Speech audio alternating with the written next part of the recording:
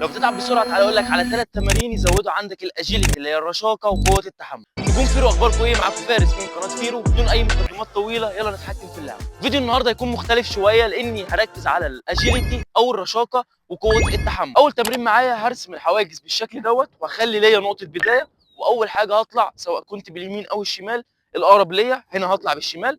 خليكم على التمرين. اول حاجه هطلع بالشمال بالناحيه دي، بعدين انا طلعت بالشمال هنط بالشمال قدام واطلع باليمين الناحيه الثانيه، طلعت باليمين اخر حاجه هنط باليمين، هطلع بالشمال هنط بالشمال، هطلع باليمين انط باليمين واعمل سبرينت. تاني تمرين معانا زي ما اتفقنا نخلي الحواجز بالشكل دوت واخلي ليا نقطه بدايه.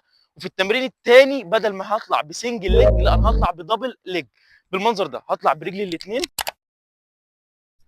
واطلع كده وهمشي كده يمين واطلع وهمشي كده شمال واطلع وامشي كده يمين واطلع، وزي ما اتفقنا اخدها سبرنت. ثالث تمرين معايا والاخير في الشكل دوت المتوازي. زي ما اتفقنا هشوف اقرب نقطه ليا وهطلع عندها وامشي متوازي بالمنظر اللي انا هعمله قدامكم.